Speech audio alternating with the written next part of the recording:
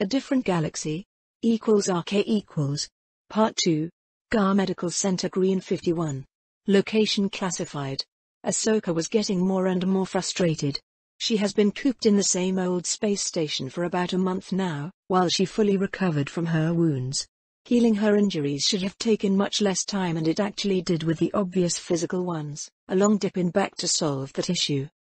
Tano's issues ran deeper. She apparently used more force than she could handle before being knocked out back on Geonosis. As a consequence, she had suffered some nerve damage that was thankfully fixable with a lot of time spent in healing trance. That, however, was currently a problem. Thanks to her overload, every time she accessed the Force, Ahsoka felt like being electrocuted. The normally soothing feeling of energy passing through her now lit her nerves on fire. That was the primary reason why she was stuck on this boring space station, to recover in peace and with the help of a truly awful concoction left by Dalkatar so she could drink it once per day. If Ahsoka hadn't believed that man an evil Sith, a single taste of the bubbling and frothing thing she had to drink was more than enough to convince her otherwise. It was truly unfortunately that the concoction actually helped her feel better and soothed her body, allowing her to enter a healing trance for short periods of time without feeling like screaming her head off in pain. The only bright spot in this whole unpleasant arrangement was a mixed blessing at best. While Ahsoka wasn't actually alone surrounded by unfamiliar medical personnel and strange clones, Rex and what little remained of the 501st were recovering in the same facility. On one hand, it was great to have some familiar faces around and someone she could talk with. However, even while doing her best not to access the Force and thus avoid pain until she recovered, Ahsoka could still sense the men's feelings. Rex and the other survivors positively loathed Skyguy. To be honest, she had trouble putting in words what they felt towards her former master. Ahsoka wasn't sure that she could disagree with them either, and that sent her head for a spin. What Anakin did. The young Togruta shook her head in frustration. She too liked Padme a lot. In fact, Tano looked up to the senator because of the older woman's unwavering convictions. Ahsoka wasn't really surprised to learn that Skyguy has fallen for Amidala and even married her, no matter it was a breach of the Order's rules. The Padawan actually approved. Tano could even understand where Anakin was coming from. She hasn't been in love, yet she knew that she would do anything within reason to keep the people she cared for safe. Even if it wasn't supposed to be that way according to the Jedi Code. That doesn't make me very good Padawan, I guess, Ahsoka mumbled. Tano sighed and opened her eyes, cutting short another unsuccessful attempt at meditation. The same old, painfully familiar white wall greeted her gaze. Her room wasn't particularly good. It was painted an almost blindingly bright shade of white and contained little more than a bed, small locker and various pieces of bundled-up medical equipment if the place was needed to treat injured soldiers. If it wasn't for a limited connection with a hypernet and some books left by Vale, even with Rex and company around, Ahsoka might have lost it by now. At least she had almost completely recovered. The Padawan was experiencing only an odd irritating chaffing feeling when using the Force, nothing she couldn't handle. The best thing was that she had only 2 doses of that terrible drink left and that she should be free to go. A mischievous smile appeared on her face. The latest news she saw were quite entertaining, and Ahsoka couldn't wait to find out the real scoop once she was back to her master. To think that Obi-Wan of all people would marry a Mandalorian duchess at that. For sure that was going to send the whole order for a spin. Apparently the same was true for Vale, who got hitched too. Ahsoka frowned. Neither of them called about it. It was irritating. At least she could understand it, with Grievous attacking Mandalore and making a mess of the place, then Dalkatar becoming Mandalore. Ahsoka was sure that they both had their hands full lately, but was it so hard to pick up a communit and call? The Togruta shook her head in irritation. She couldn't wait to be out of this place and give them a piece of her mind. She could have been recovering either with them on Mandalore, Assis attacks notwithstanding, or back in the Jedi Temple. It had to be less boring there, right? Ahsoka's communit beeped and she frowned. Usually no one but Rex and a few of his buddies called. In fact, I forgot about the card game, didn't I? The Padawan frowned. There weren't many ways to pass the time here, and playing cards was one of the better, and wasn't that a sad state of affairs? Ahsoka got herself out of her meditation position, stretched and headed towards the mess hall. She groaned while passing through depressingly familiar and uniform grey corridors. It was like the whole station was designed to bore patients out of their minds so they could be in a hurry to get back on the battlefield. Huh? That actually made sense. And people called the Sith evil. The mess hall was disgustingly ordinary, no more different than any other Vagar had either at barracks planet-side, space stations or ships. Whoever designed this needed to be spaced without the benefit of a suit or worse. Ahsoka scanned the mess hall's occupants. On the far right were the kitchens, where a group of droids were busy cooking and serving food. At least the eating here was much better than the MREs Ahsoka had to eat often while on a mission. It wasn't nothing spectacular, especially compared to Dax's steaks, but it was still quite tasty and there was usually more than enough of it, especially meat. As a Togruta, Tana emphatically approved of the protein-rich diet.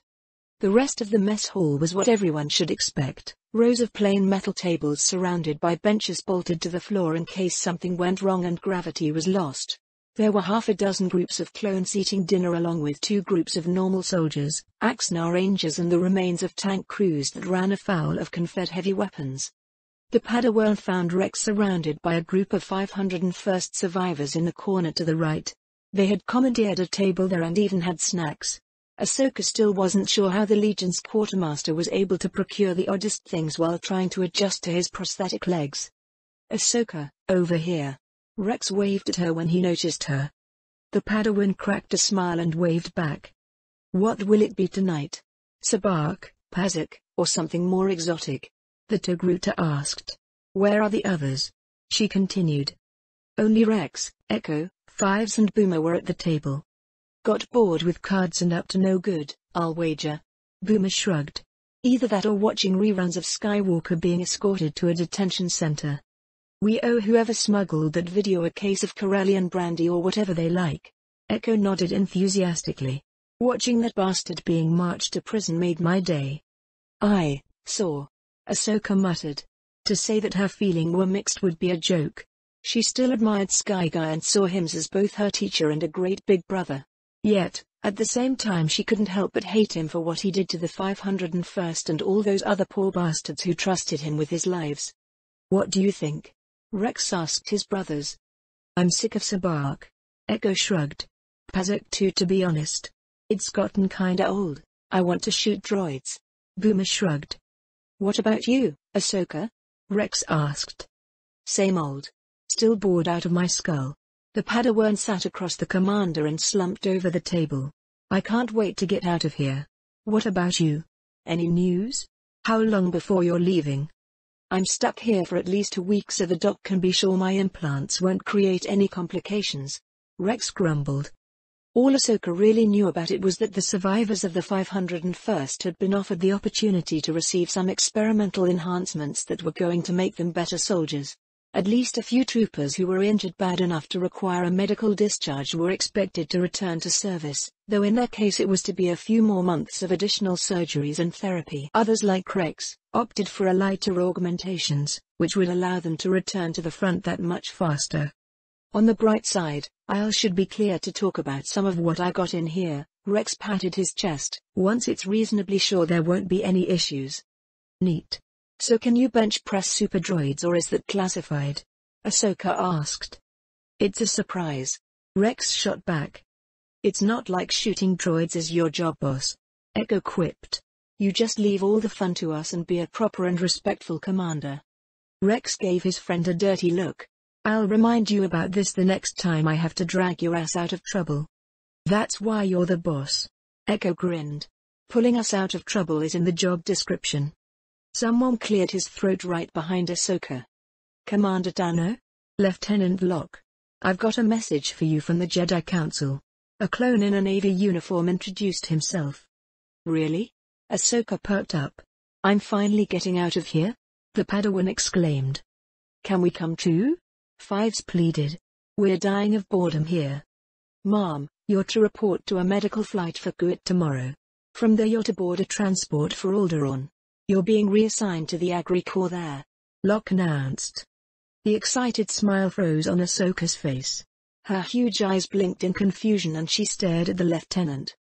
"Hey, who of you jokers put him up to this?" The Padawan glared at Rex and company who didn't look amused, but just confused.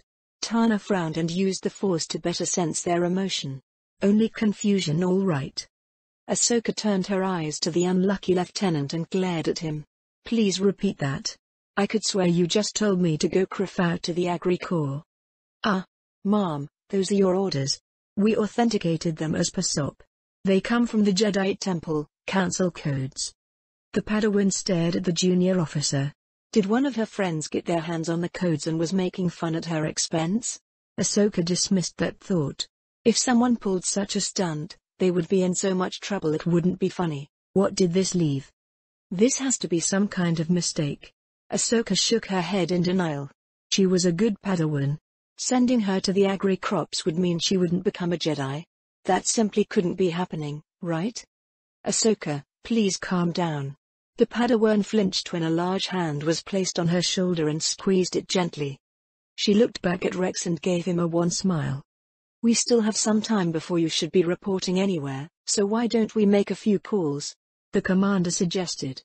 Master Kenobi. I'll speak with him. Ahsoka perked up. Lieutenant, I need to use the comms station. Mom. You heard the lady, Lieutenant. Rex glared at his brother. Please lead the way. We all want to hear what General Kenobi has to say about this mess. Yep. There's no way they're sending you to be a what? Farmer or something? You're one of the best Jedi commanders in the whole army, Fives exclaimed. The rest of the 501st voiced their support too. =RK=. Reaching Obi-Wan turned out to be harder than Ahsoka hoped, and it didn't help how she felt. It was only Rex's presence that prevented her from climbing up the walls. It took about an hour before he call came in and the Jedi Master activated his comm. Yes? Ahsoka? Kenobi sounded surprised when he saw she was calling. Obi-Wan. You've got to help me. I just got a message from the Council that I have to go to the Agri Corps. You know what that means. Almost no one comes back from there to become a Jedi, Ahsoka blurted out before she could think. You forgot to mention that. A familiar voice exclaimed off-screen. Is General Vale there too? Ahsoka looked sheepish at letting her mouth run in front of her brain. I'm here too, Snips, and certain someone forgot to mention you're in a bind too. The Padawan was sure Vale was giving a pointed look at her master. I'm afraid it's not that simple, Ahsoka. I was expelled out of the Jedi Order earlier today. Obi-Wan sighed. What? Ahsoka exclaimed along with Rex and company. This really isn't the best time for that conversation. I'll call you later, alright? Obi-Wan looked away from the screen. Is there something else you need to tell us, Master Yoda, Master Kenobi? Or is it just General Kenobi from now on? Another voice asked, and it sounded awfully familiar. Is that the Chancellor? Rex asked. When Ahsoka and his brothers looked at him, the commander shrugged. What? I watched a couple of interviews he gave last night. That sounds like him. Yes, it's the Chancellor. Obi-Wan confirmed. The same Jedi Masters who in their infinite wisdom decided to send you to the Agri Corps for your own good have been causing problems for everyone today. The former Jedi looked anything but amused at that revelation. Watching any news outlet will give you some idea of the fun we're having here. That was Del-Katar. Commander Tano, am I to assume that you don't wish to spend the rest of the war cooling your heels on some force-forsaken agri-world in the middle of nowhere? It's actually Alderaan, but no, I don't. Ahsoka spoke clearly. There had to be a way out, right? Even if the Council had kicked Obi-Wan out. Right. If they did that to a Jedi Master, what chance did she have? The way I see it, at worst you'll simply have to re-enlist into the GAR if you so desire. That's if there's an issue with you retaining your current rank. That would be a question better answered by the legal department. Worst case, you might have to go to a military academy before being let back in command. However, the general trailed off. If I don't follow the Council's instructions, they'll kick me out of the Jedi Order too, won't they? Obi-Wan wincing and shaking his head was all the answer Ahsoka needed. I'll have to think about it. Can I call you later today? She pleaded. We'll be busy tonight, but I'll call back once I find a bit of free time. Obi-Wan said.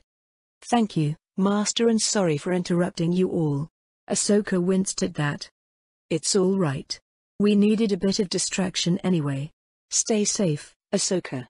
With those words, Obi-Wan cut the connection. Ahsoka stared at the screen and began shacking. Those utter bastards. Arg. the Padawan shouted as a wave of anger hit her. "Hey, Snips, you heard the generals." Rex gave her a one-handed hug. "It's going to be all right. You don't have to go if you don't want to." "All I've ever wanted was to be a good Jedi," Ahsoka snapped. Weren't there some Jedi General Vale met with on Corellia? I remember reading something about that before Geonosis. Then there's General Kenobi. I'm sure he'll train you if you ask. It's not like the Jedi could stop you if none of you are part of their order, right?" Fives asked. "I don't know what to do," Ahsoka grumbled. She glanced up at the clones. "Thank you guys for trying to cheer me up." "Hey, what are friends for?" Boomer quipped. "To keep you in one piece after you've pissed off every droid in the region." Echo slapped Boomer's back. "That was just once," the clone exclaimed. "Once was more than enough." Fives added. "A different galaxy. RK equals. Part 3. Chancellor Office. Senate Building. Coruscant. There are no more surprises coming from the Jedi Order you two know of today, right?" General Vale gave Yoda and Kenobi a pointed look. "Don't look at me." The former Jedi shook his head. "In flux the future is." Yoda freely gave up that useless piece of wisdom, and Sidious was sorely tempted to issue Order 66 then and there. Damn the consequences. Cleaning up after the Jedi were gone couldn't possibly be harder than countering their idiocy. Right? Call the conservative Jedi to explain exactly what that supposed corruption is. Vale nodded at Kenobi. Let them explain how Obi-Wan getting married has suddenly made him a murderous rage monster or something. That will go down real well after he put down Grievous and thus made most Republic citizens sleep a bit better. I like this. An almost genuine smile appeared on Palpatine's face. Though you'll have to explain to the Senate how you almost corrupted Master T and that you didn't become Mandalore just for power. You didn't, right? Sidious gave the other Sith a searching look. It was clear why the general actually did it, but no one really needed a confirmation. Yes, that might work. Bo should be present for that part too, both as a show of support and to confirm that our marriage wasn't simply motivated by political expediency. The general nodded thoughtfully. This will be excellent. If you present it good enough, the media will lap it up. They might stop hounding his office too and go after Vale for a change, well, at least until the general was off Coruscant. That thought led Palpatine to consider running the Republic from a spaceship or station. There the access would be even more limited and a lot of nuisances could be kept away. The same goes for you, General Kenobi. The Chancellor smiled at the former Jedi. We can't have the public believing that you two married just for power as certain Jedi Masters accuse you of. Considering the likely outcome if those ideas worked, Yoda looked even more distraught and resigned than earlier. Watching the Jedi's Grand Master in such a state was the highlight of this criffed-up mess for Sidious. After all, it was the green little monster's fault that the Jedi were such a criffed-up mess. That's a good start, and with a bit of luck we'll give rest to the Council's accusations, Vale said. However, what we discussed doesn't do much to reassure the senators fearing the rise of a new militant Mandalore. We can weather that, at least short-term. Deal with the Jedi's accusations and any motion to move against you or your Mandalorians within the Senate will be squashed. We'll have more subtle problems with the esteemed senator from Cathar and her allies. They'll probably do their best to sabotage any joint project between Mandalore and the Republic outside the strictly military ones. Palpatine mused. The Mandalorian issue was complicated even before the latest entanglements. On one hand, if the Mandalorians were to become useful allies anytime soon, the Republic had to help them recover from the orbital strikes and especially with rebuilding their fleet. They would need a lot of equipment for the army too, at least in the short term. Unless he could convince the Senate to foot the bill and expect repayment after the war, that would be problematic. The simple alternative was a combination of military and economic aid combined with long-term trade deals that would favor the Republic as a part of the Mandalorians paying for what they need. That was the problem. Silvaris and company could either slow down any negotiations or even sabotage them, making things harder. Then there was the simple fact that even if everything went without accident, more powerful Mandalorians meant Vale having a stronger position too, something that Palpatine wasn't looking up to, especially not after just learning that the man actually told the truth about his origins. The ancient Sith had caused all too many troubles and chaos without a solid power base, while starting with nothing but the clothes on his back in fact. Yet, short-term that was of little consequence. Vale couldn't openly move against Palpatine any more than he could do the same against that man. Such an act would be akin to a political suicide at this time and would likely bring down the Republic with them, leaving the galaxy to the Separatists. General Vale, may I suggest that you call and discuss things with your wife? Meanwhile, I need to talk with some of my allies in the Senate, judge how everything is going and try figuring out what Sylvaris and those two Jedi Masters are up to right now, preferably before we reconvene at 6. Palpatine announced. I'll be doing that. Obi-Wan, you might want to talk with Valentra about keeping your rank now that you aren't a Jedi. With a bit of luck, he can help you avoid any legal complications. Unfortunately for Snips, given her age, her case will be more interesting if she decides that farming isn't for her. Sidious gave out a bitter laugh. Once upon a time he would have found it highly amusing if the Jedi sent one of their more competent members to waste their time in the Agri Corps. Doing so to a military commander who apparently knew what she was doing, when the war was about to enter a critical phase for no good reason. It was enough to want to exterminate them on sheer principle, and it had nothing to do with him being a Sith. General Vale, General Kenobi, when one of you speaks with Commander Tano next time, please send her my regards. Also, inform her that the army of the Republic will be diminished if she decides to leave for a more peaceful life as a farmer. If she chooses to remain a military commander, she'll have my personal support and recommendation. Palpatine gave them his best grandfatherly smile. Will do, Chancellor. Vale nodded and Obi-Wan voiced his agreement a moment later. If that is all, let's go to work, people. We have a republic to keep from imploding. Palpatine stood up to bid goodbye to his visitors. =RK=, Ambassador's Office, Mandalorian Embassy, Coruscant. We're to ally with the Republic. Why exactly? Bo sneered. The sisters were in the ambassador's office, discussing their progress on cleaning up the building. The Duchess had taken charge of the building and packed the old ambassador off to a well-deserved retirement back home last night. Then she proceeded to root out any Death Watch sympathizers and had people sweep the embassy for bugs, while Bo was getting bored during the talks with her husband's prospective political allies. It was a sad thing that those were the best he could do on such a short notice, yet better than she actually expected given the history between their people and the Republic. On a brighter note, the sisters and their people had the embassy more or less secured by noon. Most No people with known DW leanings were either professing their change of heart loud and clear or had done a runner. Still, Bo had anyone with prior ties to Visual as goons sent back home too in order to avoid any future complications.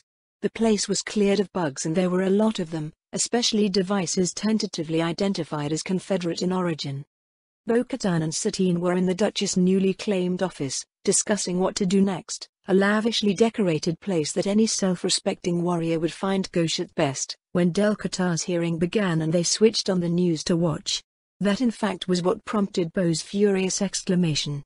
We need their resources and fleets, at least until we can rebuild our navy. Satine sighed and gave her an exasperated look. As you very well know. It doesn't mean that I have to like it, Bo snapped. On the contrary, dear sister. As long as there's someone who can see or record you, that's exactly what you're supposed to do. Take it with a smile, no matter what you feel. Do you think I'm amused by where circumstances placed me? I don't see you complaining for being in Kenobi's bed. Bo shot back. I thought you'd outgrown being an airheaded bitch. I guess I was wrong, Satine sighed. Hey. You aren't the one to act high and mighty, Bo snapped, but then her attention was caught by a commotion on the screen. The cameras showed a pair of Jedi ascending next to where Del-Qatar and that Cathar woman were verbally sparring. As the show went on, the sister watched it with an ever-growing exasperation. Jedi. And to think that once they were worthy opponents. Bo grumbled.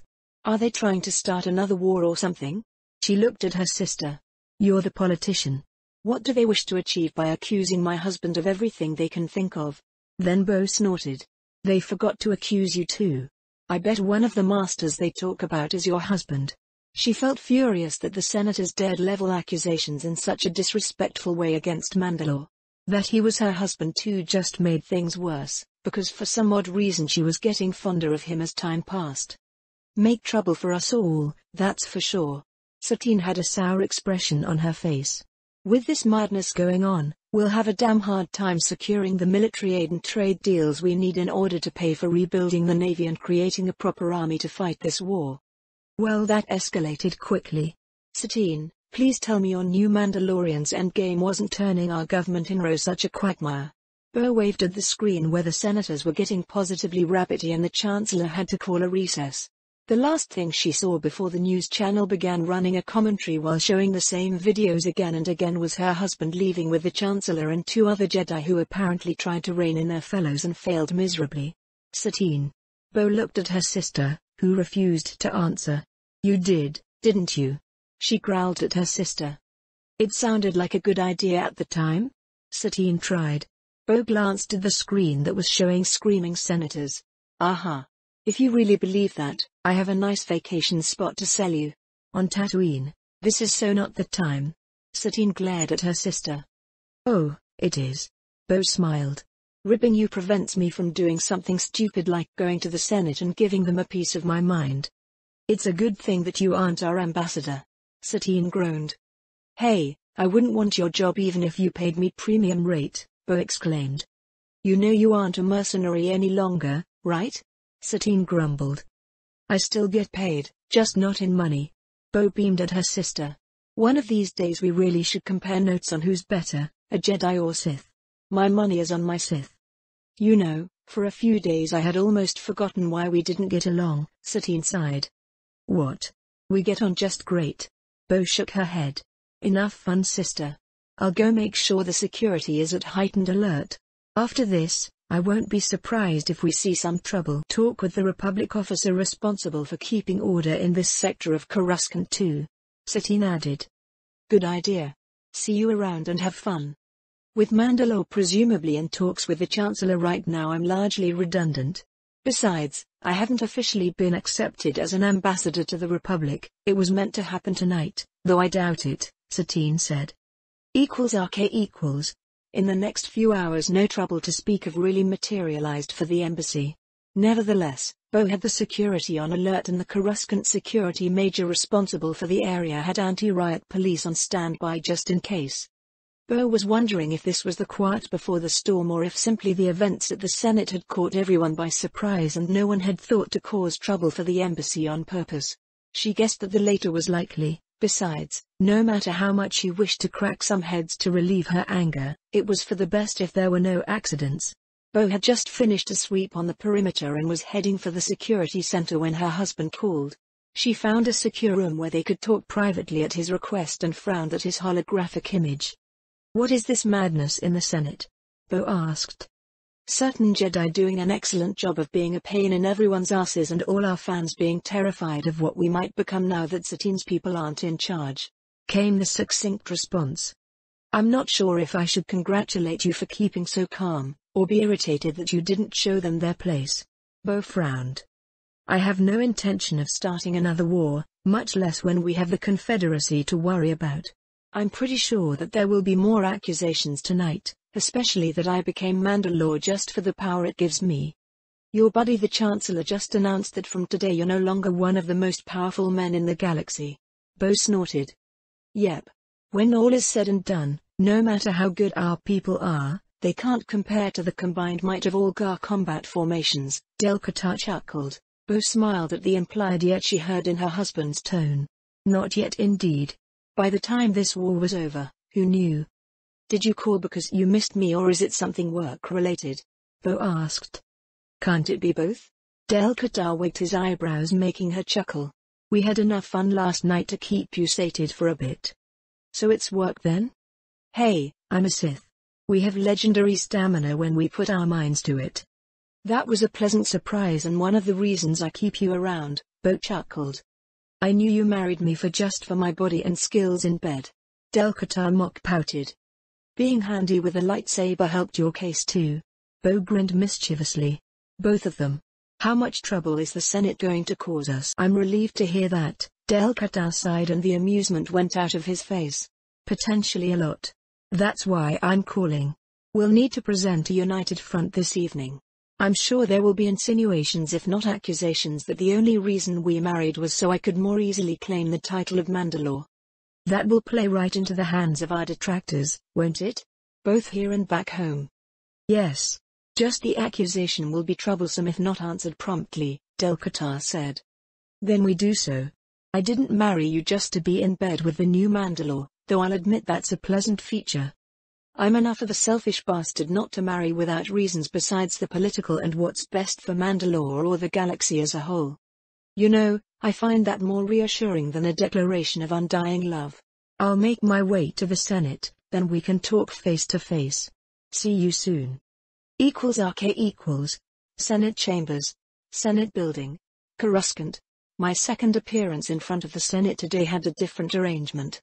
Instead of walking in on the same platform with Palpatine, who was nearby with Yoda and Amida, I shared one with my wife along with Obi-Wan and Satine. If someone didn't know better, they might have mistaken us for an oddly attired group of senators. All of us wore our armors to put an emphasis that two of us were guard generals among other things. Unfortunately, the situation wasn't what we would have desired.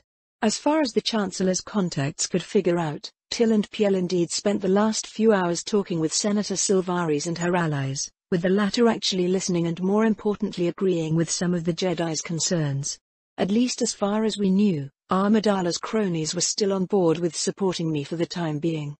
That alliance combined with Palpy's people in the Senate should be enough to keep the situation from becoming a complete and utter disaster instead of the nasty clusterfuck it was. At least we all were on the same page and ready to fend off the inevitable accusations that were going to follow. The big question was how reasonable the conservative Jedi were going to be in presenting their arguments if they got the chance to speak, because they were either going to hang themselves with their words or actually become an even bigger problem. 6 o'clock came and Palpatine opened the session by beseeching the senators to act more professionally than earlier today and then summoning us so we could answer our accusers. As our platform arose to stand besides the Chancellor's, so did that of the Cathar's senator, and she was quite cramped with both her honor guard and the pair of Jedi Masters.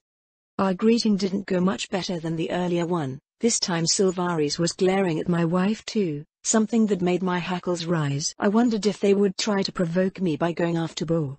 While it wasn't going to work, doing so would place them near the top of my current shit list on general principle. Senator Sylvaris, you and your acquaintances leveled some quite severe accusations at one of the Republic's most accomplished generals, in a time of war no less. I would like to hear what evidence you have and what you mean by claiming that General Vale has been corrupting Jedi. As I understand it, General Obi-Wan Kenobi, another one of our best military officers, is actually one of the people supposedly corrupted. He looks well enough to me. Palpatine spoke slickly. His face was a perfect picture of concern mixed with confusion. We will be glad to make things clear for the Senate, Chancellor. Piel stood a bit straighter, though that didn't particularly help him considering that the Jedi Master was perhaps a few centimeters taller than Yoda. As Jedi we're governed by strict rules, many of which might not make much sense to beings who aren't force sensitive. No matter what we might wish, those rules are in place for a reason. Well, Griff. Either Piel and Tine were more worldly than I anticipated, or one of the senators they spoke with earlier not only agreed with them but decided to clue them in. This was going to be much more complicated than I hoped. The rules that are relevant right now are those concerning emotions and attachments as well as marriage. All those things are forbidden to us as Jedi, Piel continued, prompting some exclamations and a lot of grumbling from the senators. I wondered how much they really knew about the Jedi Order and how the Jedi were supposed to live. There is a very good reason for the existence of those rules. The Force, the source of our so-called space wizardry. Piel actually cracked a small smile at that. It allows us to perform some extraordinary feats. Damn it, why did the conservatives have to have someone apparently reasonable as a speaker? That is one of the reasons we were called to become officers in the Grand Army of the Republic and continued to defend her in that role. Yet, this power we wield, it comes with a price as with all things. If we allow our emotions to run free, if we allow ourselves to form attachments, for a Jedi, nay for every Force user, such a thing means to flirt with the dark side. Piel paused so his words could sink in. I was tempted to interrupt him, but held my tongue. Even appearing to be concerned by his words might do me a disservice here and now. It might make people wonder if I feared what he had to say and thus making them consider the Jedi's speech even more seriously. You see, as some of you might know, the source of our powers, the Force, it's not a simple energy field we can use as we would the energy cell of an air car. It has two facets, what we call the light and dark sides respectively. We Jedi walk in the light and have been using it for millennia to safeguard the Republic from the Sith. Piel glared at me. from the dark side. While we use our powers to heal and protect, which is the essence of the light side, the same can't be said for our ancient enemies. For you see, the dark side twists any who wields her until even his closest friends and family could no longer recognize them. It thrives on fear, anger and suffering. It compels those who wield it to heinous acts. Every student of history in these chambers knows what the Sith did during their many wars with the Old Republic, and a specter of that dark time stands right here claiming to be our ally. That's a nice, moving speech, Master Piel. Bravo. I actually applauded the Jedi, who was taken aback by my gesture. Shall I answer these accusations now, or should I wait so you could get them all off your shoulders? I asked lightly. Might as well, Sith. Teen shot back. Hopefully he wasn't going to be as eloquent as his buddy. You've weaved a masterful deception that even fooled some members of the Jedi Council itself. Integrating yourself into the Republic's army and making yourself indispensable. Becoming Mandalore. I'm sure you've prepared a whole speech about how necessary it was. About how you had no choice but to seize power when offered. Yet, your actions betray you. They show us a pattern even before we look at our records to see what you did in the past against the Republic. Teen continued to glare at me. It's a clear pattern your actions paint. A convenient one too. Perhaps too convenient. A Sith of old that came from nowhere to offer his services to the Republic, the same nation he spent decades trying to destroy. It was so convenient that you were the only Republic general in a position to take command when our military headquarters was hit during the Confederacy's treacherous attacks upon this very world. It's even more convenient that a short time later you found yourself in command of all Republic combat forces, a virtual unknown with no connection or loyalty to anything or anyone within the nation you're supposed to protect. That's rich after your colleague just announced how attachments are bad for Force adepts. I quipped, then waved him to continue. At least a few senators laughed at that, but too many were listening, either considering believing what Teen was talking about or how to twist his words to suit their own agenda. Then we have what happened on Mandalore. You were sent there to negotiate an alliance or neutralize a potential threat. Yet, you spat on your duty to the Republic and grasped at the chance at power the local situation offered you. Here you stand, as Mandalore, no matter the mere fact you hold that position is a conflict with your oath and duties and a Republic general. Some would call it treason. Teen announced, firing up the senators. This time Masa Meda was able to quiet them down quite fast, yet the evening was yet young. While the commotion was going on, I did my best to look like I wasn't concerned at all by the accusations. Yet, I wanted to strangle the bastard. If someone coached Teen and Piel how to relate to the average citizen better tonight, I would want to have a chat with them too, one that would end with a lot of screaming and blood. When the Senate was more or less quiet again, Sylvari stepped between the Jedi Masters. This is what we accuse you of. You betrayed your oath to the Republic and your duty by becoming Mandalore. At the very least you should be removed from any post of power or authority within the Republic and can't be trusted with the command of our soldiers. You did your best to become Mandalore, no matter the consequences. Even went far enough to go for a political marriage so you could gain the title. The Cathar announced. Yet, that's not all, is it? You're trying to bring the Sith back, aren't you? Sylvaris gave me a predatory smile. Beside me, my wife stiffened, even if she expected that accusation, and gave a baleful glare to the Sylvaris.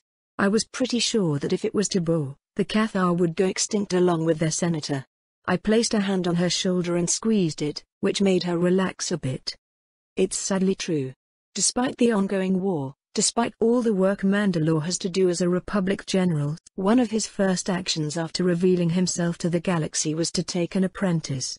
Some of you may wonder why I'm making such a big deal of this, am I right? Piel looked around and smiled. After all, a lot of Jedi commanders and generals serve in the army and have their Padawans with them, right? There were a lot of agreeing voices and confusion.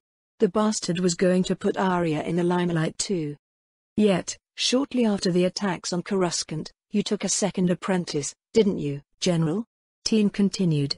Not just a random Force sensitive you ran into while discharging your duties, oh no. You took a dark Jedi under your wing, one of Dooku's disciples. Arya Astra, the Chiss woman who led the attack on the Jedi Temple itself. Teen all but roared at me, making the whole Senate buzz at that news. While Arya's identity wasn't a secret, I had done my best to keep her past exploits a low profile in order to minimize friction with the Jedi.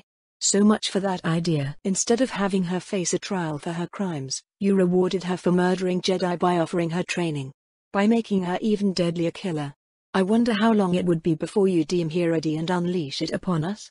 How long it would be until this body, nay the whole Republic, is under your sway and turns into something we couldn't recognize. It was a good thing that my patience had been forged under the ranting of Sith Lords who had the power and inclination to torture me to death, practically bring me back and repeat if I interrupted their speeches. That's the primary reason I didn't do something foolish, no matter how irritating I found those two Jedi Masters. Well, they were right. Generally speaking, even if they got all the details and my motivation wrong. Nevertheless, your average Sith from my era would have pulled off something similar if they could control their urges well enough. That or join the Confederacy so they could usurp control from Dooku and continue with the newest replay of the Sith vs. Jedi and Republic War. Is that all, Master Teen? Any more accusations? Perhaps about kicking puppies and stealing candy from toddlers too? I quipped. I wouldn't put it past a Sith. He shot back. The sad thing is I knew Sith who found such stunts amusing. That's quite the long list. You make me sound as the love child of Dooku and Grievous, an image I won't thank you about. I shuddered. I didn't need that either. Bo grumbled quietly. It's an impressive list of accusations, I'll give you that. However, I wonder why you didn't speak more about me corrupting Jedi. After all, you started with that earlier today. I smiled and patted Obi-Wan's back. I present you one count of corrupted Jedi. You expelled him about it earlier today because of it too. I made a grand gesture towards the senators. You can see him, right? General Obi-Wan Kenobi. The negotiator, as the media loves to call him. He's been rather famous for his exploits as a peacekeeper even before the war began, one of the main reasons why he earned that moniker. Some of you probably recognize his wife, who is standing beside him, Mandalore's new ambassador to the Republic, Satine Kenobi, formerly Kryze. The same woman who struggled for years to bring peace to our people. But unfortunately the terrorists of the now-defunct Death Watch organization and the separatists conspired to lay waste to her efforts. Satine gave the senators a regal nod, but refused to acknowledge them otherwise. Sylvaris and her friends could have been invisible as far as she was concerned. It's a curious thing, the reason why Obi-Wan was removed from the Jedi Order. Look at him, one of the Republic's greatest peacekeepers fell in love with a woman he had so much in common with when they met at the end of the Mandalorian Civil War and did their best to stop that senseless fighting which turned us against each other. Is it so surprising that they fell in love? What I find wrong in this whole affair is that Obi-Wan had to deny his love for more than a decade or risk sanction from the conservative members of the Jedi Order. But enough of me. I nodded at Obi-Wan. I'm not their Sith Master as the esteemed Masters Piel and Teen practically accused me of being. My friends, my family in fact can speak for themselves. Kenobi took a step back and leveled a cool gaze at the people who engineered his expulsion from the Order. Chancellor Palpatine, Senators. Obi-Wan spoke in a serene voice. Some of the accusations leveled at me by members of the Jedi Council are true. It was more than a decade ago on a peacekeeping mission to Mandalore that I met a wonderful woman I fell in love with, and thus I broke the Council's rules and traditions, even if I didn't act on my emotions at that time. Yet this war brought me back to Mandalore, where I met Satine once again. As it turned out, during our long separation, my feelings hadn't withered and died as should happen to a good Jedi. I found them stronger than ever when I saw Satine again. She still held her convictions of a peaceful world and didn't waver no matter what the galaxy threw her way. How could I not love such a woman? A fond smile appeared on Obi-Wan's face.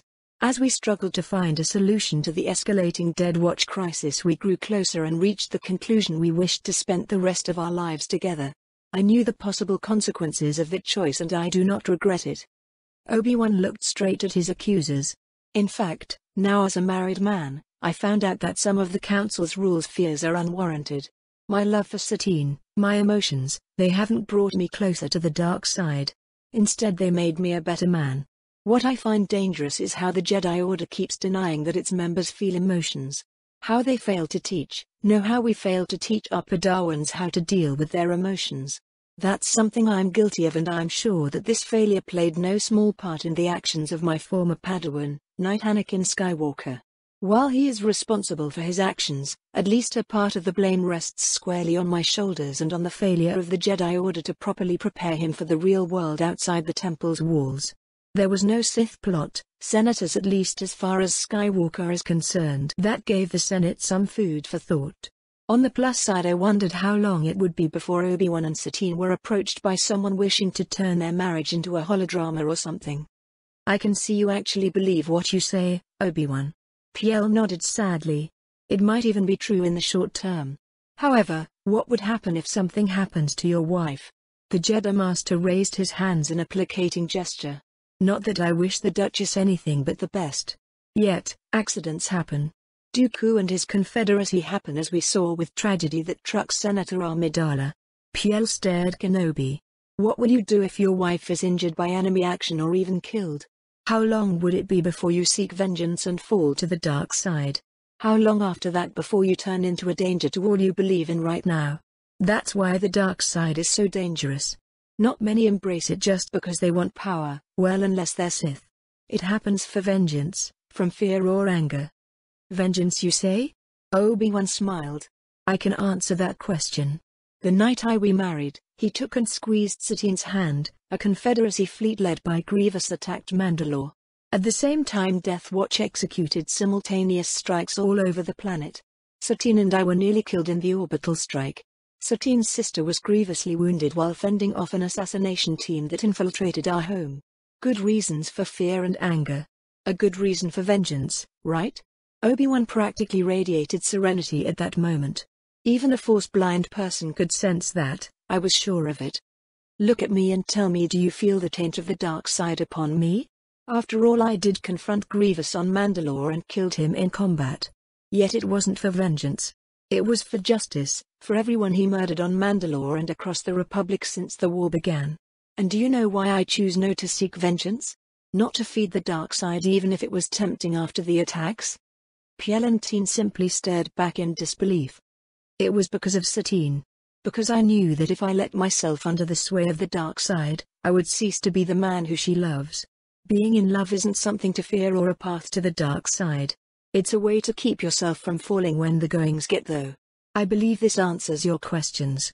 Obi-Wan sent a glare at the Jedi and took a step back. Indeed, General Kenobi. While I might not be an expert, I've read about the Dark Jedi and Sith, especially after General Vale first appeared. You certainly don't look or act as one. I'm sure that Master Yoda can confirm that too. In the light General Kenobi walks. Yoda rumbled. I'll admit I found myself in a few situations that offered me certain opportunities, and I did do my best to take advantage of what happened.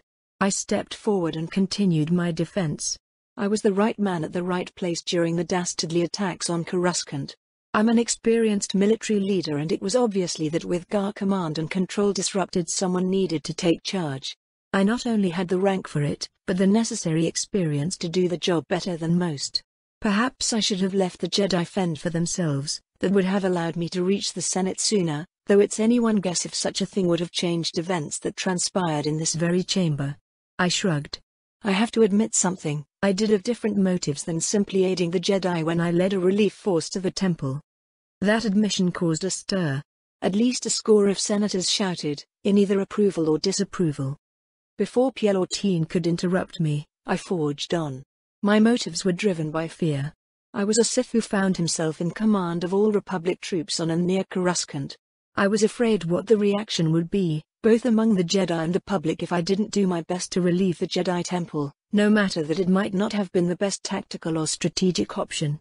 After all, most Jedi, even the Padawan, are always armed, both with their lightsabers and the Force, and they're trained how to use those weapons. The same couldn't be said for the thousands of senators in this building. Take that. I could play the blaming game too. This time, the senators were quite pissed off, and Ameda had his hands full in restoring order. The Jedi were suddenly less popular than they were just a few moments ago. That earned me deadly glares by Teen and Piel, while Yoda had slumped over his cane and shook his head.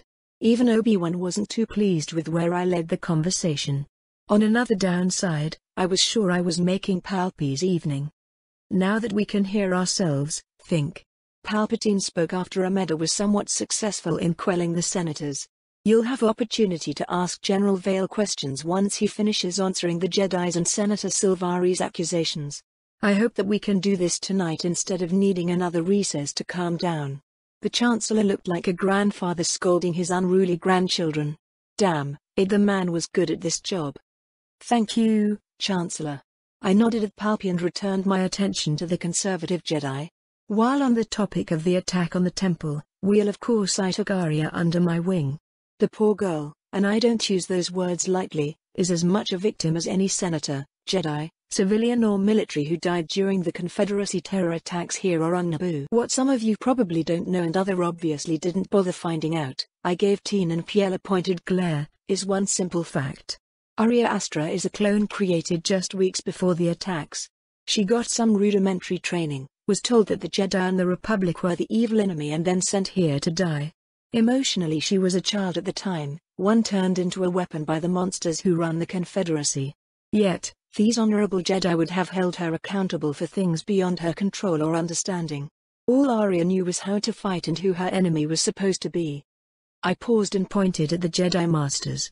Those two and their supporters would have seen Arya imprisoned because she was a victim. They wouldn't have known how to help her deal with what she did during the attack on the temple even if they somehow figured that she needed help in the first place. You heard them. Emotions have to be disregarded and ignored. All that would have achieved would be to either destroy Arya or bring her deeper in the clutches of the dark side. We heard this tale before. There is no way back from the dark and your apprentice was already a dark Jedi when she led the attack. She's nothing more than a rabid weapon who needs to be kept away for the safety of us all, Teen declared, and I smiled at him. A rabid weapon, is she? Chancellor, if I may? I pulled a datapad I had attached to my belt and floated it right into Palpatine's hands. I'm sure that without verification or coming from me, some people won't believe that report. It will be my pleasure, General. Palpatine snatched the datapad a bit too hastily and began reading. Then he made a call to GAR HQ for verification. This report cites the actions of one Arya Astra, a brevet commander serving in the Mandalore Theater of Operations after Grievous attacked. She is recommended for Medal of Valor during the operation that saw the termination of Pre Vizsla, the leader of the Death Watch. The recommendation was made from Commander Nina, the leader of the Commando Omega Squad. Palpatine cleared his throat and began to read. The reasons given: Commander Arya Astra went beyond the call of duty and risked her life to ensure the successful rescue of teenage girl taken hostage by the Death Watch. Commander Astra's actions resulted in the neutralization of all enemy elements in the AO and the rescue of one Mira Wardo, age 14, who had been rigged with various explosives. As a consequence of her actions, Commander Astra was grievously wounded and is still in recovery. She knowingly and without flinching took a course of action she knew would lead to serious injury of her person or even her death to ensure the safe recovery of the hostage and successful neutralization all enemy combatants without risk for her subordinates. As per policy, the full text of the recommendation will be made public, because it holds no classified information about the incident in question. I don't know about you, but those don't sound like the actions of a deranged lunatic or an out-of-control weapon which happens to be danger for others. Teen and Piel looked at each other but declined to comment. I would have loved if they accused us of fabricating the report. What happened was all over Mandalore and one of the primary reasons why Omega Squad kinda adopted my apprentice as an honorable member or something. Next, the topic that began all of this. I made a dismissive gesture. My sabotaged mission to Mandalore. My dear senators, it was obvious to everyone with eyes to see that there were people within the Republic government, perhaps even this very building, who wanted me to fail and did their best to ensure it. I was very pointedly staring at Silvaris. Oh, I had no idea if she had anything to do with it, but right now it didn't matter. As it has been pointed out, I'm a man out of my time. Someone who just in the last few weeks found his place in this strange new galaxy. Despite that known fact, I was sent to negotiate an alliance with the Mandalorian people. While I once had many good friends among them and still was familiar with Mandalorian culture, my knowledge has been outdated. A lot. Nevertheless, I was sent to negotiate an alliance, with no diplomatic assistance. Even the Republic's ambassador to Mandalore was recalled and left before I reached Mandalore. My only support was Obi-Wan Kenobi and his fortunate personal connection with Duchess Satine, and let's be honest, Instead of discharging his duties as a Republic general, Obi-Wan was sent with me not to assist me in my mission but to watch me because of the fears of certain Jedi Masters. I took a deep breath and let a bit of my anger show. What I was given were contingency orders. That if an alliance with the Mandalorians couldn't be secured, that I was to neutralize any potential threat that Mandalore could pose for the Republic. Orders that Chancellor Palpatine was pressured into issuing by members of this very Senate. Now I was playing a very dangerous game. My announcement ignited the chambers. Those who were glad that the Republic had gained a potentially useful ally were screaming at their colleagues who wanted Mandalore dealt with. This was getting quite old, and this time Amida had little success in making the senators behave as grown-ups. Enough, I shouted by lacing my voice with the Force. For a moment I was surrounded by an aura made by dark side energy that made the chamber live with shadows before I reined in my temper. Teen and Piel had pushes Silvaris behind them and had their hands on the hilts of their lightsabers. The Jedi Masters were glaring at me coldly and appeared ready to pounce at me. Great. The last thing I needed was to start a fight in the middle of the Senate chamber. At least doing so would be a brutally simple way to solve the whole Jedi issue, especially if I was the one attacked. Of course, no matter how tempting it was, I couldn't afford to do it. The crippling consequences would be too much for the Republic to handle right now. At least I got the Senator's attention. For those who are paying attention, that's what a Sith Lord looks like.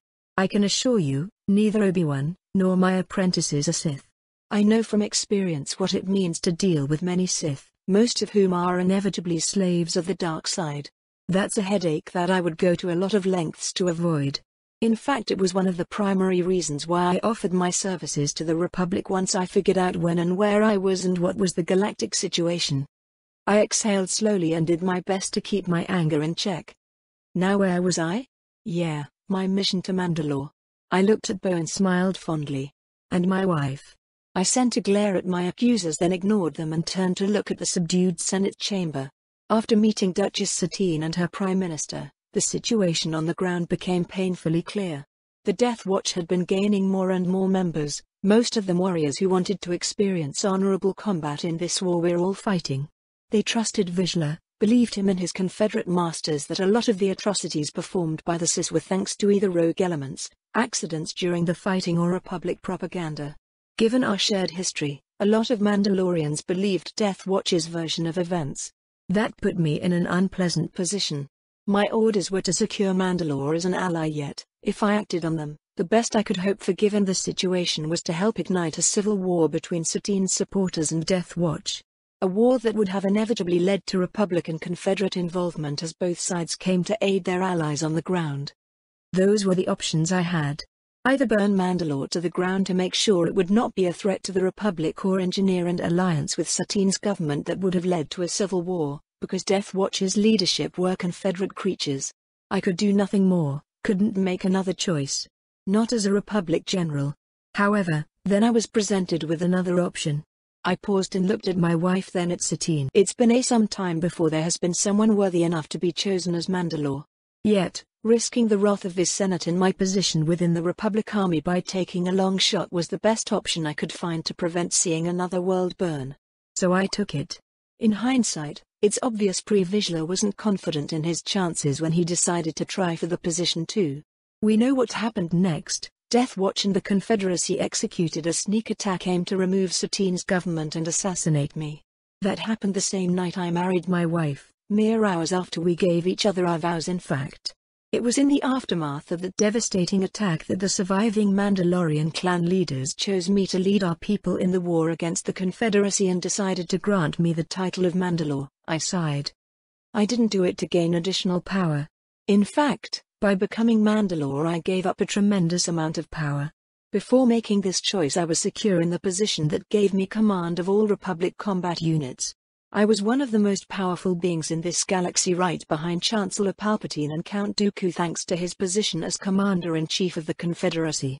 I was aware that once I came back to Coruscant, I would be forced to give up my position as Supreme Commander of the Field Forces, perhaps even ordered to resign from the Republic military altogether. Despite that, I chose to become Mandalore, because I believed that it was the right thing to do. I smiled at my wife, then turned my gaze upon the Jedi Masters and let the dark side flow through me. The surrounding temperature fell and shadows gathered around me. Speaking about wives. You dare a lot, Jedi, I hissed in a tone dripping venom. I was married once before. From where I stand, it's been just a few short years since my first wife Ashara Zevos was murdered. She was a Jedi, you know. One who never left the light, never ever thought about becoming a Sith or even a Dark Jedi. Yet she was assassinated by Old Republic special forces led by members of that era's Jedi Order.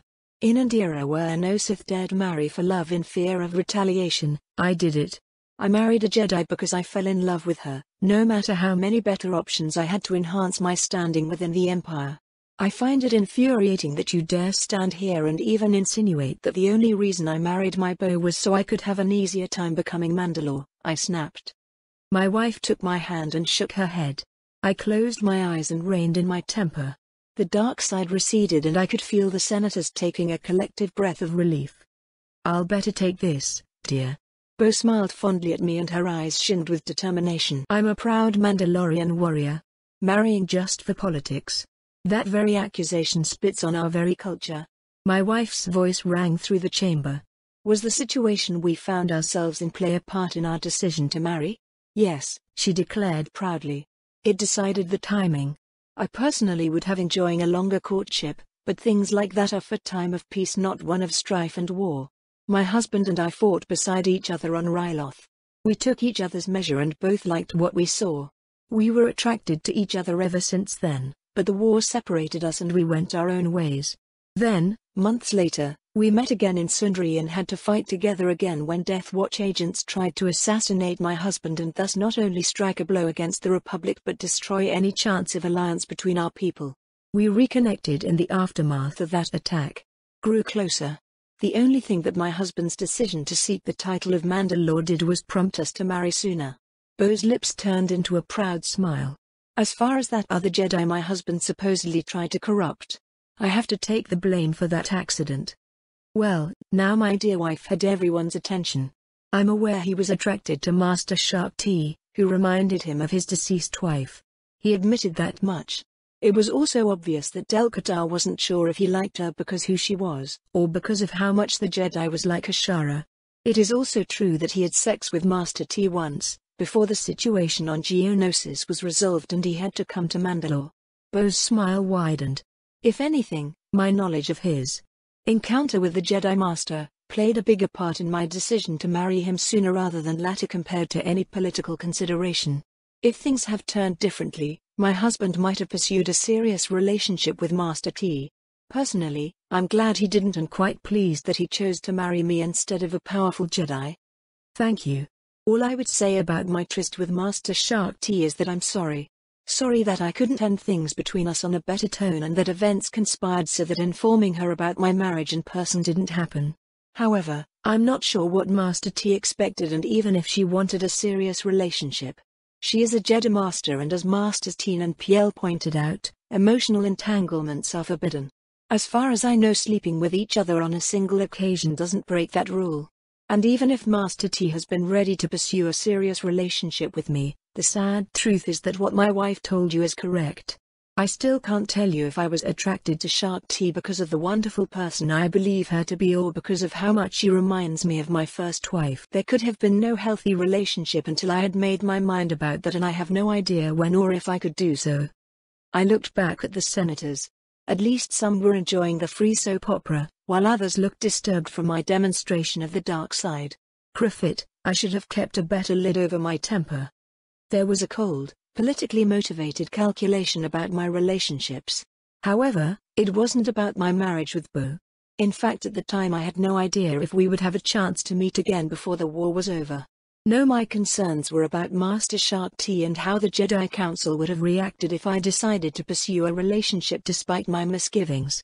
I was on the opinion that doing so at the time would have been a mistake that would lead to something like what's happening today. The biggest difference would be that Shark T would have been expelled just like Obi-Wan Kenobi. Perhaps even attacked by overzealous Jedi who believed her fallen to the dark side and becoming a Sith herself. I deemed the potential consequences too dire and decided not to pursue anything but a potential friendship with Master T. I shrugged. Then I went on my mission to Mandalore and as they say, the rest is history. Well, for one I am very glad that things turned as they did. Bo winked at me. This is a heartening story, General Vale. Was that a false tear in Palpatine's eye? I believe that our good general has answered all accusations leveled at him in more than satisfactory manner. As for his intentions, his actions speak for themselves. He pointed out the truth. If General Vale was a Sith out for power, he would have never done a thing to jeopardize his position as Supreme Commander Field Forces. He would have seen Mandalore burn to guarantee his support in the Senate. What I personally find disturbing is that members of the Jedi Order, Jedi Masters no less, decided it would be a good idea to throw such accusations without proof, much less thinking things through. Palpatine leveled a severe look at Teen and Piel. Your timing couldn't be worse. In less than 2 months the Separatists will be in a position to unleash an offensive that will make the war so far pale in comparison. Unfortunately, the reality of capital ship build times means that they will have completed their build cycles from when the war began very soon and before all the Vinotas we laid down could be finished. For 2 to 3 months, our enemy will have a great advantage in material we will find hard to overcome. Right now, when the whole Republic and her allies should be standing together, united and prepare for the coming storm, you my fellow senators and Jedi are doing your best to divide us. I hope for all our sakes that you didn't succeed. While Bo and I were finishing our little presentation and Palpy was talking, the Senate was growing noisier and noisier. Now it exploded with questions and demands. Before the commotion could grow too loud, Palpatine was able to make public the preliminary intelligence report for expected increase on Sith combat strength in the coming months. Then the senators went mad. A different galaxy. =RK=. Part 4. Mandalorian Embassy. Ambassador's Suite. Coruscant. Did you have to practically blame everything on the Jedi? Obi-Wan grumbled from the couch where he was sitting with his wife resting her feet in his lap. I got the better if more distracting deal, relaxing in a comfortable armchair with Bo cuddled in my lap. Before we married and I got to know her better, something that was still an ongoing process, I wouldn't have put my wife for one loving to cuddle. She shifted to get a better look at Kenobi, knowing how it made me feel and grinned. Well, the Jedi are to blame. Bo smirked. I know some of them are still your friends Obi, however we needed someone else to take the blame for everything. It will make getting what we need so Mandalore could recover easier and that isn't a trivial concern. Satine glanced at her husband. Don't stop please. Yes, dear, Kenobi sighed and continued to massage her feet. I bit off a snigger, but not good enough and earned myself a soft poke in the ribs.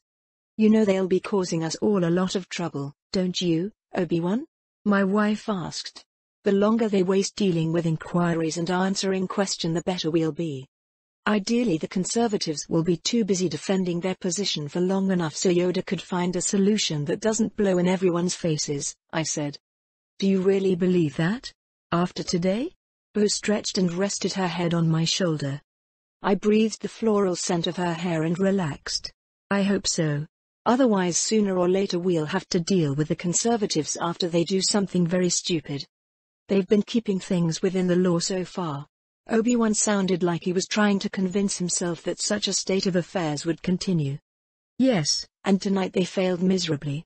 Instead of Del-Qatar being sacked and kicked out of the military, it's the Jedi who will have to answer some pointed questions. Satine pointed out. You two know them better than me. Will they simply concede defeat and go minding their own business in the temple? Not likely.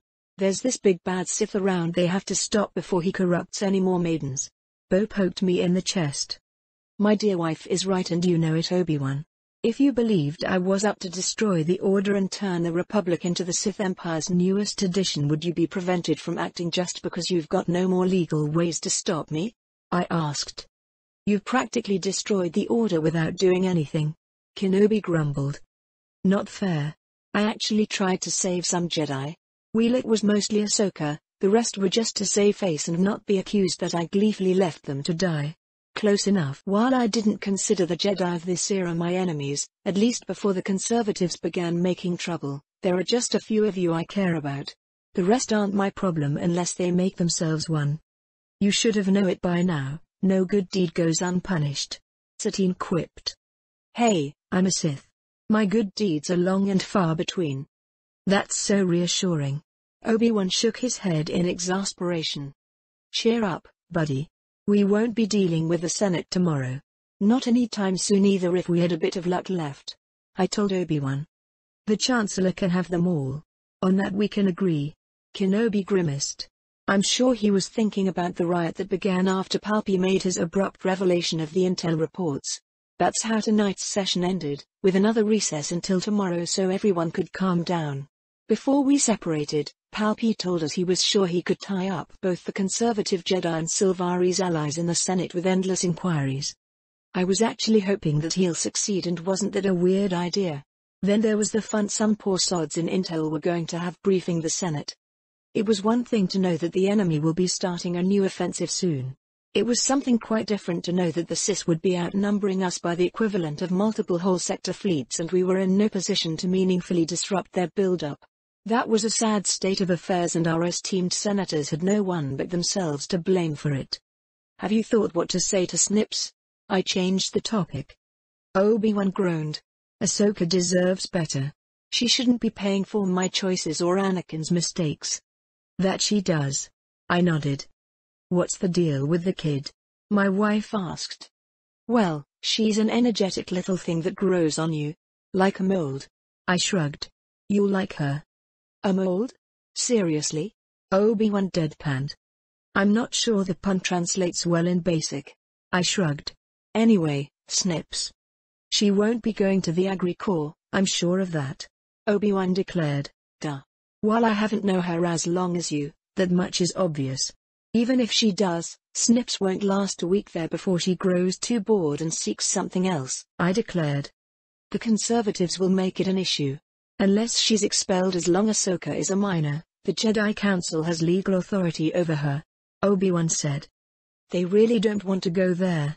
Conscripting child soldiers to fight their battles? The media will eat them alive even before the public and Senate can get a piece of the fun. I shook my head. What's your point? Did those two Jedi Masters look like they would be stopped by such a minor consideration? Satine asked. Well, they acted a bit more reasonable than I expected. Very foolish in hindsight, but I'll chalk that to the fact that they still hope for a legal resolution. I shrugged. What do you mean? Obi-Wan asked. Unless they're ready to stop soon, your conservative friends will have a little recourse but to escalate things. In that case it would have been more prudent to level their accusations and try taking out Del-Qatar at the same time. That way they would have gotten their narrative out first and he wouldn't be around to protest. Oh, don't look at me like that. I didn't say that it would be a good idea. I can see that the Army and Navy would consider something like that treason and would act no matter if Mandalore was still around or not. Now however, the conservatives would be completing their political suicide if they act against Del-Qatar. After tonight, there's no chance that they'll gather enough support to survive any violent adventure. Satine explained. I'm afraid that they might do it anyway and we'll be left to pick the pieces. Don't you find it hilarious? I'm a Sith and right now I am trying to figure out how to stop the Jedi so they won't criff themselves up once and for all, I chuckled. The irony isn't lost on me. I just don't find this mess funny in any way, shape or form. Obi-Wan grumbled. He looked at the small CF table between us. His communit rested there along with his lightsaber. He called the communication device using the Force and made call to Ahsoka. We chatted idly until the call could go through to Snips. Master Kenobi. I'm glad to see you again, Ahsoka exclaimed. From what I could see of her holographic image, which was her back, she appeared to be holding up better than this afternoon. Ahsoka. It's good to see you're a bit calmer. Obi-Wan greeted her. How are you? Better. Ahsoka paused. I think. Snips, have you decided what you want to do? I asked aloud.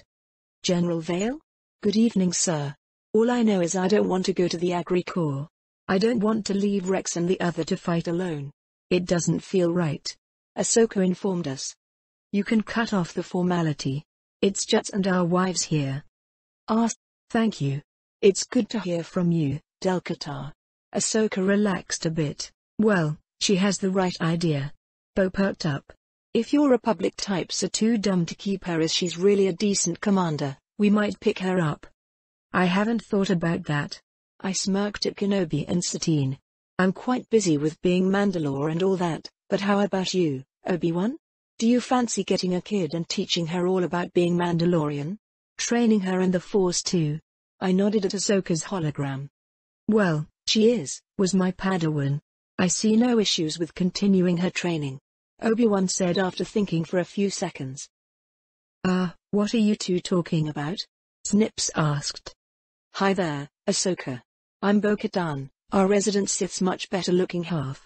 Adopting kids is a long-honored Mandalorian tradition. You know, looking after them, teaching them all about what it means to be a proper Mandalorian. My wife gave her sister a pointed look at that, training them as warriors. I'm sure Del-Qatar here can call in a favor or two and have that Rex of yours and his buddies assigned as a part of his new command. As a Mandalorian you can volunteer for the unit too, and I'm sure my husband would be glad to have you on board. That's not something I expected. Ahsoka frowned. I don't know what to do. Her shoulders slumped. It's your call. Just know that whatever you decide, our door is open. You have options, I added. I'm not sure about becoming a Mandalorian, Ahsoka sighed. Do I have to? Can't I just, I don't know, enlist or something? That's an option too. Just don't expect to be sent back to the front immediately. It might actually be for the best if you go through a military academy. There are a lot of things they could teach you. In the end there's more to being an officer than leading soldiers in combat and being a good tactician. I gave her my 2 credits. I'll talk with Rex and the boys. But do you really think I need to waste time in an academy? Ahsoka pouted. It will be useful. Your call. I shrugged. Can I be under your command alongside Rex and the boys if I go to the academy first? Ahsoka asked. I don't see why not. I'll be requesting the 501st as a part of my ground forces. I confirmed. That's good. I guess. Ahsoka gave us a nervous smile. I would like to go enlist. Would it be possible to continue my Jedi training even if I'm no longer a part of the Order? Of course. We might not call it Jedi training because doing so might send the conservative Jedi ballistic when we don't need further complications on that front. What do you think, Obi-Wan? I'm not training Sith even in name only. Kenobi narrowed his eyes in my direction. Republic Knights? Something in that vein perhaps? Satine suggested. Mandalorian Knights if one of you begins training our people. I don't know about your Republic types, Bo said. What do you think, Snips? Fancy being a Knight of the Republic? I asked the Padawan. It doesn't sound too bad. Ahsoka looked thoughtful. I'll be enlisting. She straightened up and gave us a determined look. Good for you. I'll be in meetings with Valentra and other high-ranking officers tomorrow. I'll ask around and find you the best military academy in the Republic. I'm sure that a recommendation from Obi-Wan and me will bet you in. Is that proper? Ahsoka's cute frown was back. It's the least I can do. When all is said and done, my very presence is responsible for the current unpleasantries with the Order. Call it balancing things around. Thank you all. Ahsoka perked up and gave us a huge smile. Hey equals. Confederate Military HQ. Raxulon City. Raxus. Outer Rim Territories. Even if they did a good work, the highest-ranking Confederate officers were getting quite restless from being cooped up in the sealed conference room for most of the last few days. All of them were getting quite irritable, but that was a small price to pay in order to keep spies away from what they were doing. The simple, but by no means easy part of their current task was more or less complete. They had made plans for overhauling the CNC structure of the Confederate military, and most if not all less than competent people playing at being officers were going to either be sacked, reassigned to where they could do no real damage, or in some special cases investigated and placed in front of military tribunal for either incompetence or corruption. It was harder finding enough competent people to fill up the fresh vacancies, much less to command the new construction that was coming online almost daily. No matter the misgivings of Trench and his colleagues, they were forced to entrust a significant portion of the fleets to tactical and super-tactical droids. The new programming implemented by Techno-Union scientists did make the machines reasonably competent, at least during limited engagements. That was at least one thing that Dooku did right lately. As one of his last acts before his removal, the Sith authorized a series of probing strikes against Republic positions in and around Kamino's sector, led almost exclusively by droids with the new updates. All of the machines showed increased tactical aptitude, with a few going far beyond all expectation and one decisively. Most notable was a single tactical droid that ended up capturing a pair of Vinotters. Trench dismissed those thoughts. No matter how uneasy making the war droids smarter made him feel, it was inevitable. In retrospect, the Cis military wasn't built to fight the clone army.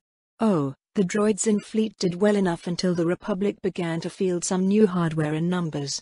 The Admiral had read the reports from Geonosis multiple times, both from space and the ground, which led him to make some less than pleasing conclusions. The Republic war machine was evolving, and if the Confederacy was to win, they had to not only match, but surpass it. Unless he and his colleagues managed to win the war in the next few months. That was the main reason why they were still in that blasted room. The Admiral sipped his drink and scanned his colleagues. It was a second day they were arguing about what to do with all the new construction that was becoming available.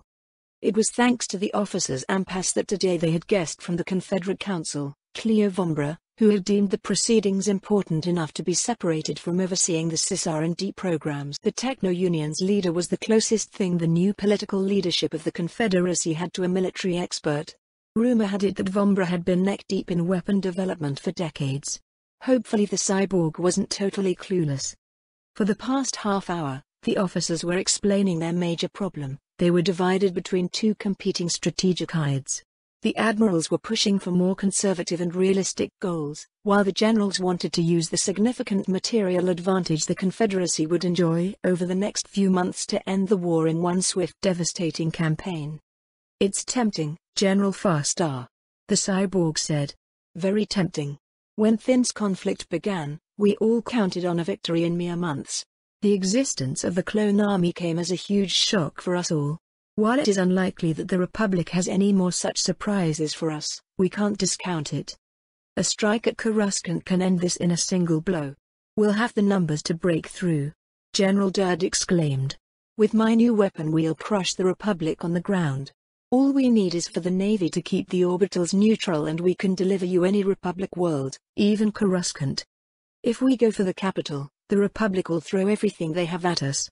They'll have control of most core hyperlanes, allowing them to move forces faster than us. If they manage to cut off our attack fleet at Coruscant, it would be a disaster," Trench stated. "It's true that we'll have the numbers to both break through, secure our line of retreat and deliver a devastating blow to Coruscant while tying up as much of the Republic Navy as possible with spoiling attacks. In theory, Coruscant has heavy defenses, redundant planetary shields and many Theater 1s. This time around we can't count on commando forces to give us any meaningful advantage. The Sith and their Terrapuda blew up that opportunity. We'll have to break through multiple heavy defended systems, while the Republic scrambles to move in reinforcements and their reserves." Tonith spoke. "While such a plan has merit, the dangers are too great. Its main flaw is the all-or-nothing nature. We won't have the forces to both take Coruscant and either capture or eliminate the Republic's leadership and hit enough of their industrial centers to matter. Even if everything goes as planned, we break through the enemy defenses and secure their capital. Even if we take out both the Chancellor and Senate, what happens if the Republic doesn't capitulate? If they continue to fight?" Trench looked at the cyborg. "We would have spent a large percentage of our fleets for nothing and be left dealing with a Republic Navy that would be reinforced by a large numbers of Vinotas. Our optimistic projections are that if the strike at Coruscant fails, there are 60% chance we'll lose the war in the next year, 75 in the one after that, and over 90 that we'll suffer a military collapse in 3 years. Admiral Kirst spoke for the first time today. "If we destroy less of the Republic Navy than estimated before their Vinotas are complete, the numbers look much worse." "I see." Vombra turned to look at Trench. "The less risky proposition is your idea, I understand, Admiral," the cyborg stated. "Convince me that it's the better idea." "I'll do my best, sir." Trench moved his hands over the terminal built in front of his seat and called up a map of the galaxy updated with the territory held by both sides. He pressed a button and a dozen star systems lit up. "As you all know, prior to the war, an extraordinarily large part of the infrastructure needed for building capital ships was concentrated in 3 systems, Kuat, Corellia, and Fondor. We are controlling only the last one, and unfortunately, Corellian sided with the Republic after the Sith's actions outraged their leaders. That by itself gives the enemy a significant industrial advantage, one that will prove fatal in the fullness of time." The Admiral waved at the other lit-up systems, which were all currently under Republic control. "At a minimum we need to significantly reduce either Corellia or Kuat. A tall order, but a necessary one. Further, the Republic is still dependent on their clones for the bulk of the military personnel. Even with all incentives there are giving for those enlisting in their ceaseless propaganda campaigns, it will be months before they could field ordinary citizens as soldiers, much longer for properly trained Navy personnel. Camino has to go. Neutralizing that world will give us a significant mid-term advantage once we've managed to kill off enough of their exiting clones. The morale effects shouldn't be underestimated. Without a source of expendable soldiers, we believe that the Republic might become much more sensitive to losses, especially on the ground where our droid armies give us a significant advantage in that regard. Further, the clones had spent 10 years in intensive training. They're much better and effective than anything the Republic could train in the middle of this war. As the clone numbers diminish, so will the combat strength of the enemy formations. That makes sense. Vombra noted. What about those other systems? I recognize them all, major shipyards of various capacity the Republic has been expanding. Indeed, sir. We need to raid as many of them as possible and destroy their infrastructure. However, my plan calls for the capture of these. The coloring of the systems closest to Confederate space changed their color among other things. While largely neutralizing the Republic's economic and industrial advantage is our primary goal, my plan has two almost as important secondary objectives. As you can see, our territory is divided in 4 major parts. We'll use our numerical advantage to change that. Trench pointed at the northwestern part of the map. First, we'll dedicate a sector fleet strength formation to secure our rear in that region. Second, we close the pocket between Kira and Naboo. That will require us to capture only 2 systems, Naboo and Kalindra, which will be an opportunity to destroy the Republic Navy elements quarantining and protecting the Chancellor's home world. Then we'll move in forces to finally Malastair and reduce that pocket. The Admiral shifted the map north. Once Naboo is secure, we'll move on Rindelia, Kalida Shoals and Triggles, cutting off this pocket of Republic territory. The enemy won't possess significant naval forces there once we've smashed the detachments securing the hyperlanes. We can blockade the whole area easy and leave them to die on the vine. Then Trench pointed to the east. As a part of the offensive aimed at Naboo, we'll secure Herdisha and Randa in a preparation for a strike at Rhodia and Christophsis. With those 2 systems are in our hands, the galactic south will be almost secure. Trench pointed to the north. Another offensive will take Pholus, Chandon and Tina, linking our territories here and finishing sewing up this whole part of the galaxy. If all offensives are successful, Camino could be left for latter to reduce, but I'll advise against that. While we'll do our best to isolate the whole western and southern regions of the galaxy from the Republic, we can't guarantee a success in closing all hyperlanes. Not without sending troops better used elsewhere. No matter the final outcome, those are offensives we'll have to launch in order to tie up and reduce the Republic Navy in that part of the galaxy. The Admiral took a sip of his drink and waited for his words to sink in. The cyborg studied the map for a few minutes before asking any questions. Am I to presume you'll want to secure our borders in the galactic southeast along Hutt territory? Vombra asked. Indeed. Limited offensive to deny the Republic the hyperlanes should be sufficient. We can leave the rest for the Hutts. They should be able to at least tie up the local garrisons so we don't waste time and resources on reducing the Republic presence there. It's on the edge of the core, north and northeast we'll have issues. Finally reducing that pocket will be our priority. Trench pointed at the far northeastern corner of the galaxy. Once that's done, it will free some additional assets for the primary campaign. Securing Pindaran goes without saying, and then we'll have to make some important decisions. Trench pointed at the inner rim and core worlds. Corellia, Vombra stated. It's relatively close to Fondor, where most of our capital ships are constructed. While we'll have at least twice the numbers in the northeast, most of them will be munificence. Not ideal for heavy fighting. Correct. We plan to hit the Republic across that whole sector before we launch our main offensives against Corellia. If we're lucky, they'll redeploy some of their reserves, then making our initial push easier. We plan to use lighter forces to clean up the way and 2 sector fleet equivalents heavy on capital ships for the hammer blow. Another smaller formation will leave earlier, taking the long way. It will hit on Ga'a and Cham before making its way to Corellia too. Days before that operation begins, we'll strike all across the front in the north and east. The primary objective there is destroying as much as possible of the Republic Navy and gaining better jump-off points for following offensives.